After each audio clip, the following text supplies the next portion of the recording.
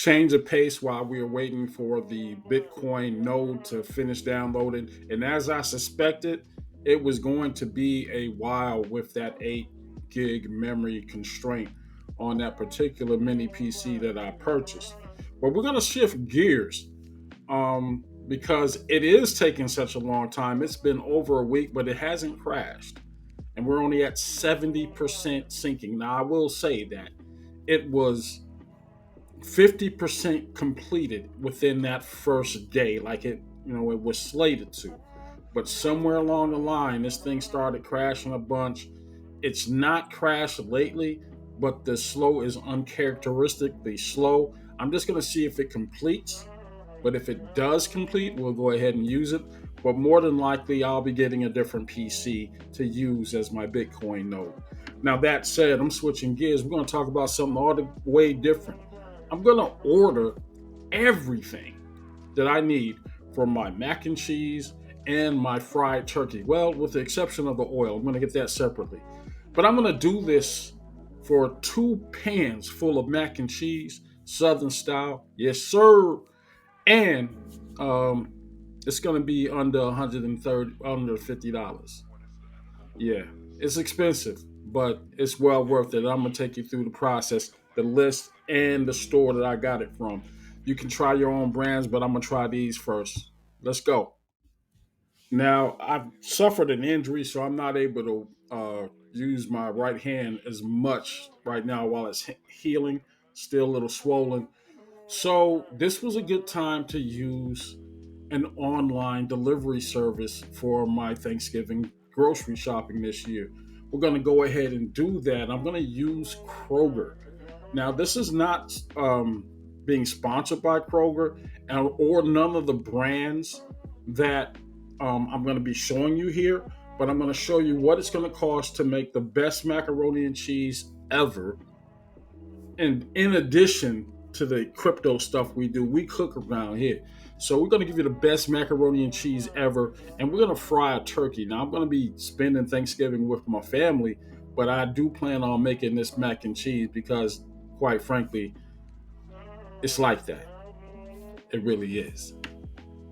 Full disclaimer here: after years of being able to consume macaroni and cheese from various different people, including family members who make wonderful mac and cheese, by the way, the best macaroni and cheese recipe, hands down, ever, is Tobias Young.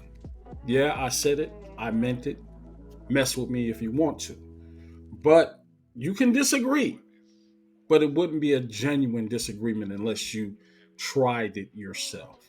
Now, the reason I'm saying all this is because I am a fan of this macaroni and cheese. I didn't even remember the name of the individual who posted the video so many years ago until I saw the video again and I recognized the pan that he used.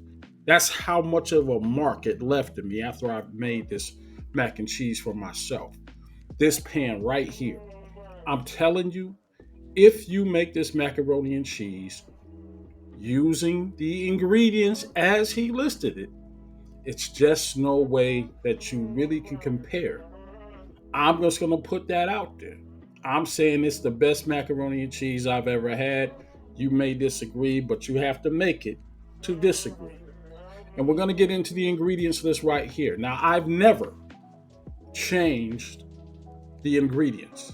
I've only changed some of the brands, only because I like certain types of cheeses. But everything else, that's Tobias Young's. If you try to modify the recipe, don't call it Tobias Young's best macaroni and cheese because it's not. Use these ingredients and you will have the best macaroni and cheese for Thanksgiving, hands down. Let's get into it and let's order it right now. Well, we're going to start off just like we always do and just run down the list. First and foremost, we got the Velveeta cheese. We want to use Velveeta as your base. This is going to be the beginning of your cheese sauce, your roux. Instructions are listed out on Tobias's website.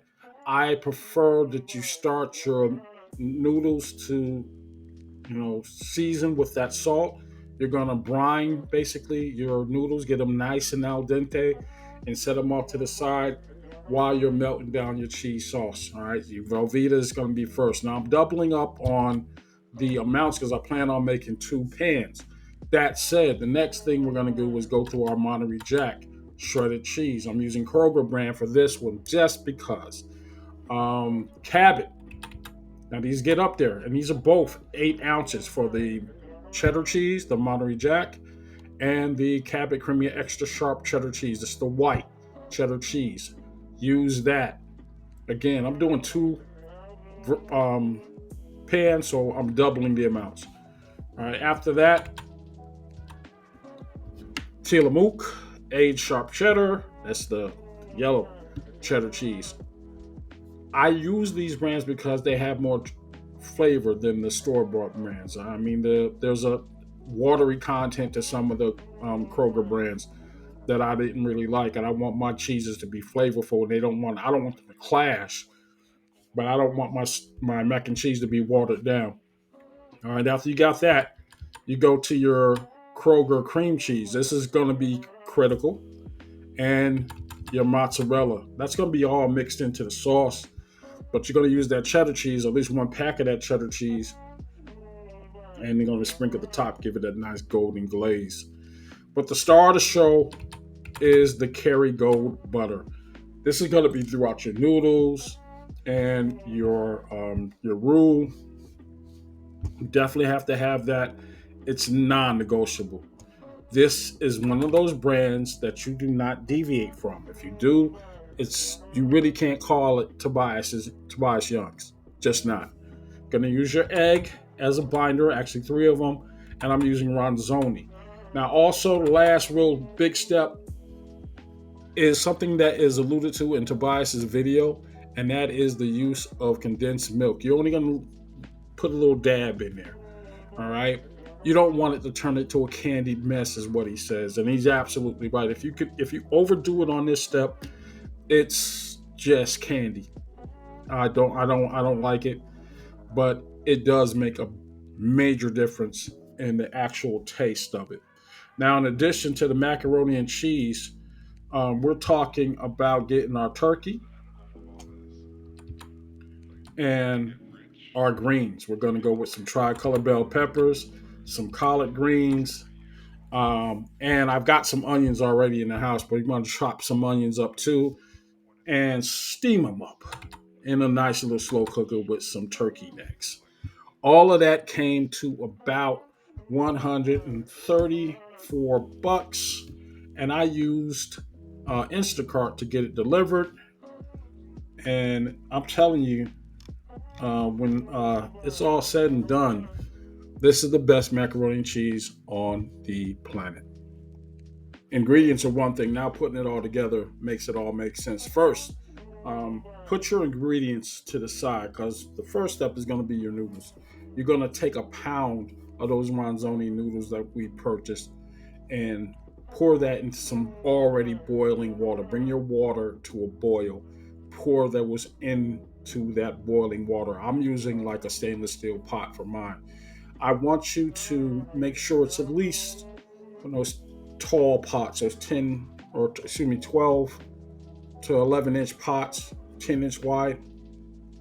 Use that, and then sprinkle 2 to 4 pinches, real pinches of salt, and just put that in there and let that combine.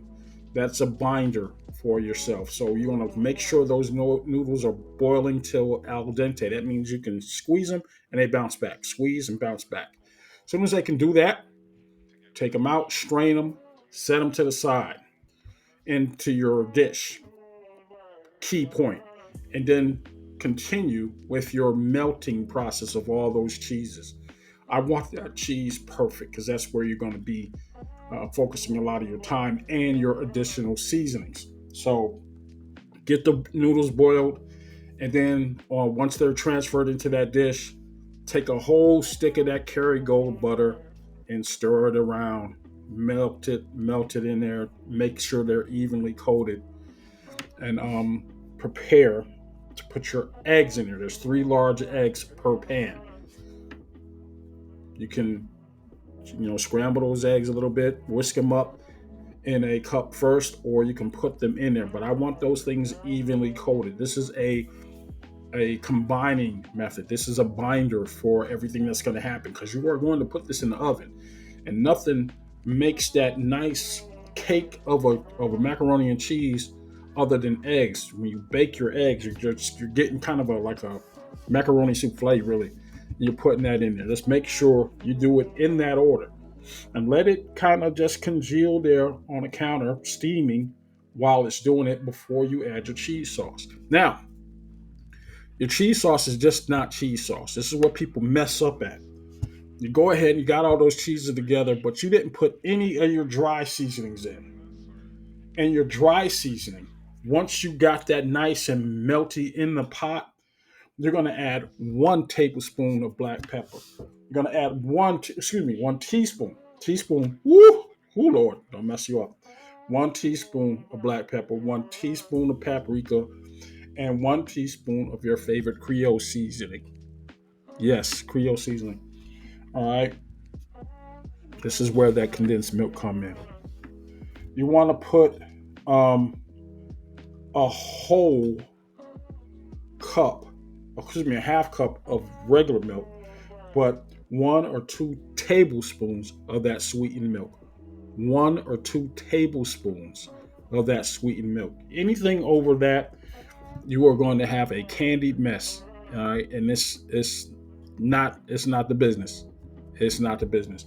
Make sure you put that milk in last, because you're only using it to thin out those cheeses.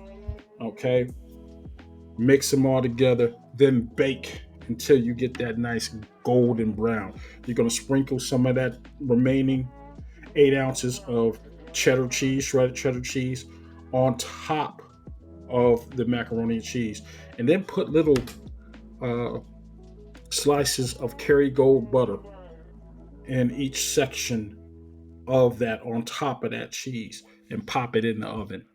That is the business. When it comes out nice and toasty, you already know what it is. Don't play with it. Don't mess with it. Try it. Let me know. And that's just the mac and cheese. All right.